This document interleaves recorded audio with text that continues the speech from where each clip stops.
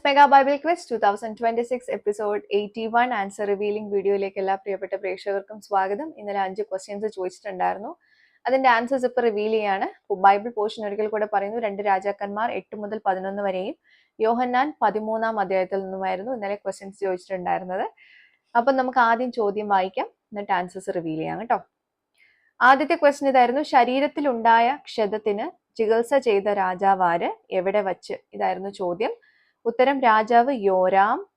2 രാജാക്കന്മാർ 8:9 ഈ ഉത്തരം നമുക്ക് കാണാൻ പറ്റുന്നത്. സ്ഥലം ഇസ്രായേൽ.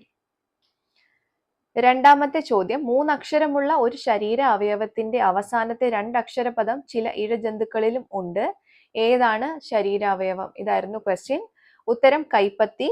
2 രാജാക്കന്മാർ 9:35 വാക്യത്തിലാണ് ഈ ഉത്തരം നമുക്ക് കാണാൻ പറ്റുന്നത്. ചില ഇഴജന്തുക്കൾക്ക് ഉള്ളത് പത്തിയാണ് കേട്ടോ, പത്തി, ഭണം.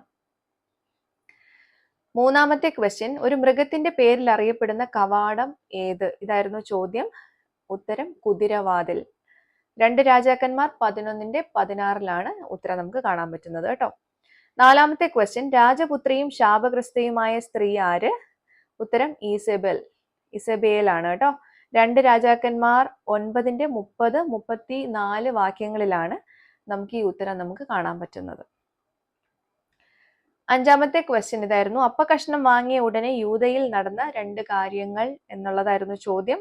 ഉത്തരം സാത്താൻ യൂദയിൽ കടന്നു. രണ്ടാമത്തത് യൂദ എഴുന്നേറ്റ് പോയി. ഈ 2 കാര്യങ്ങളാണ് നടന്നത് കേട്ടോ. യോഹന്നാൻ 13:27-30 വാക്യങ്ങളിലാണ് നമുക്ക് ഈ ഉത്തരം കാണാൻ പറ്റുന്നത്. ഓക്കെ, അപ്പൊ ആൻസേഴ്സ് എല്ലാവർക്കും ക്ലിയർ ആയിട്ടുണ്ടാവും കരുതുന്നു. കറക്റ്റ് ആയിട്ട് ഉത്തരം എല്ലാവർക്കും അയക്കാൻ കഴിഞ്ഞിട്ടുണ്ടാവും കരുതുന്നു. ശരി ഉത്തരം അയച്ചിട്ടുള്ള എല്ലാവർക്കും കൺഗ്രാറ്റുലേഷൻസ്. അപ്പോൾ അടുത്ത ബൈബിൾ പോർഷൻ പറയുന്നു. 2 രാജാക്കന്മാർ 12 മുതൽ 15 വരെയും യോഹന്നാൻ 14-ാം അധ്യായവുമാണ് അടുത്ത ബൈബിൾ പോർഷൻ. നല്ലോണം വായിച്ച് പഠിച്ച് മനസ്സിലാക്കി ഇരുന്നോളൂ. നമുക്ക് അടുത്ത ക്വസ്റ്റ്യൻസുമായിട്ട് മറ്റൊരു വീഡിയോയിലൂടെ വീണ്ടും കാണാം. Till then, it's me, Angel, signing off. Bye and take care.